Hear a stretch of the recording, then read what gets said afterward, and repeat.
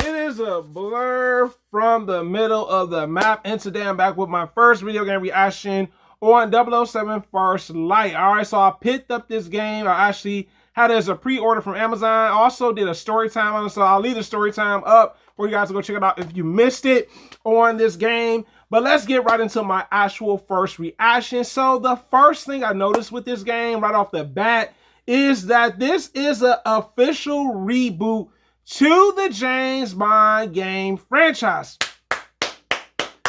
I am so glad. All right, I'm not gonna lie to you guys. I've been talking about this for quite a while. I said it would be great if they did James Bond in his early years at M16, becoming a spy, and this is exactly what this game is right here. This is exactly, what it is. And I'm so glad of that, because I kept saying to myself, how much more can we do with the older James Bond? Like, I was just like, come on, man. Come on, we gotta do better. Now, the first thing I really liked about this game is the setup.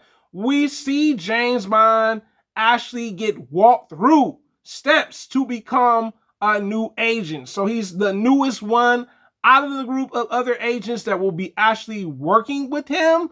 And we see him actually not necessarily do a great job. He's stubborn, just like he was before. He's a ladies' man as well. It gives the James Bond qualities that we've all been looking for. All right.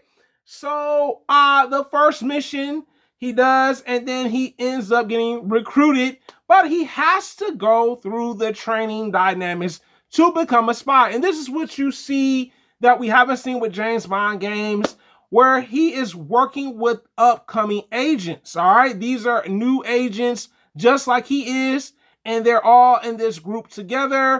We see them go on missions together, of course. The very first two missions. And I like that. I like that this is refreshing. This is very new for people that want to play James Bond, all right? Now, the next thing is something that I noticed when it comes to the combat.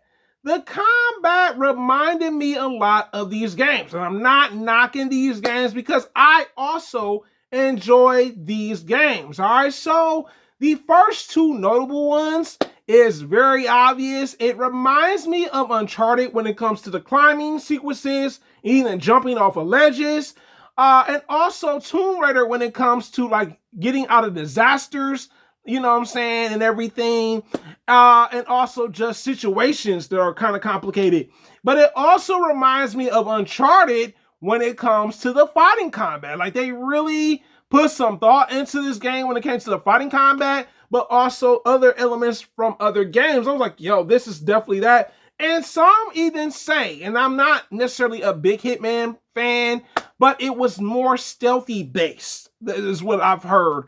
And honestly, I didn't mind this stuff. For a minute, I was kind of like, I don't really care for this stuff like that. But once you start to maneuver and understand ways to deal with stealth, it's not really that bad. You can do distractions to get past guards, you know what I'm saying? Or people in general within the environment. So it started to become more comfortable based with me, but also the training sequences also were a part of the game. So you did training, then sometimes you did missions within an actual time window, and it felt like a movie. I gotta admit, iOS actually did their thing with this. I was like, yo, this feels like a movie. It's got more dialogue in it and story within this game that I haven't seen in a James Bond game.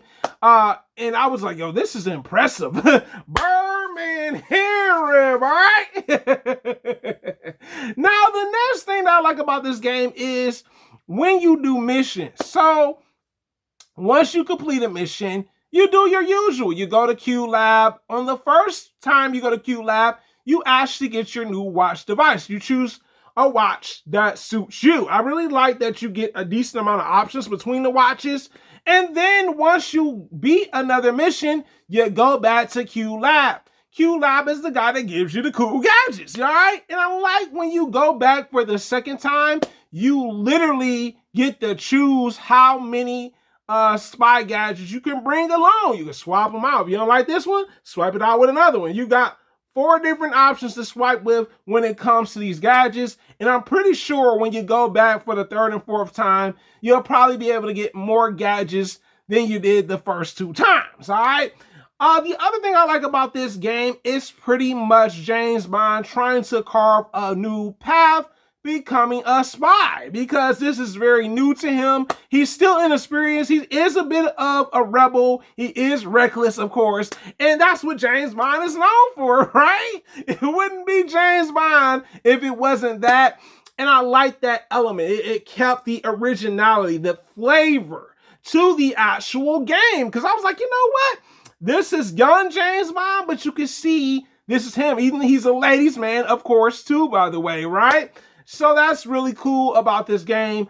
Now, let's get to the missions. The missions, when it comes to main missions, the environments are pretty big. I'm not going to be, biased about it. I was like, yo, these environments are big. Like the first mission, you're like in the club scene. Nice big club environment. You got the upper level, bottom level, and then you got this security level, like if you're VIP type of thing, and you have to get past the guards and stuff by either pretty much talking your way through with the classic Bond dialogue, trying to get his way, because you know he's a smooth talker, of course, right? So that, and then when I get to the second mission, we're in this big mansion for like this chess tournament, and the environment gets even bigger. So I really like that they were thinking like, look, we want to make bigger environments for the game. And that really worked out. It flowed with the game. It wasn't like it was just a small level when you're like, man, this is it? I accomplished the mission? That's all I gotta do? Also in the game, you have car chase sequences.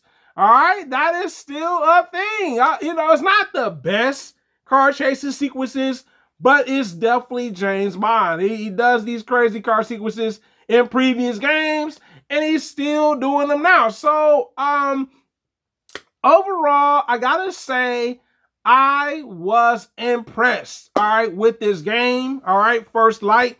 I'm still playing this game. I have not put it down. I've been locked in for a couple days playing it. And like I said, I'm impressed. I'm really glad that they decided to do a reboot versus continuing doing the same old thing they've been doing with James Bond. And it's refreshing. It's a refreshing game. It's got new dynamics to it when it comes to gameplay. It does take other gameplay styles from other games. And I'm totally fine with it. I'm not against it. Like, no. I do not want to see that in the game. Nah, I'm like, you know what? I want to see that, and hopefully, I know this game has been doing extremely well. I would love to, once I beat the games, I have not beaten the game at all. I would love to see a sequel for this game because they've already set it up that this is a reboot, younger James Bond. And then we see him again being a spy, but a little bit more seasoned as a spy for M16 and everything. But it is the hardest working blerd on YouTube, guys. You tell me in the comments, have you played James Bond, or excuse me, 007 First Light, and have you already picked it up? All right, meaning have you played the game and picked it up?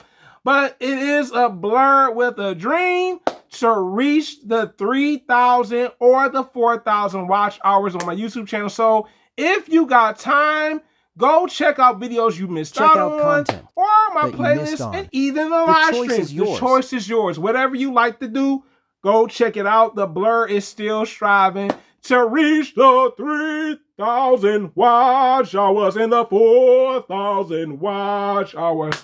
But it is the hardest working on YouTube, guys, and I'm out.